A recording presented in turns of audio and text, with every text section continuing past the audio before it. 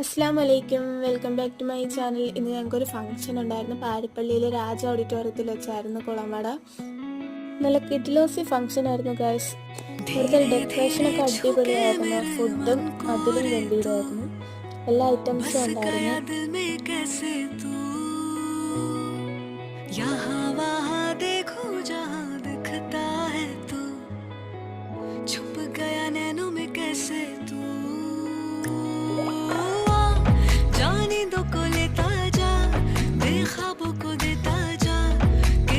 हो जा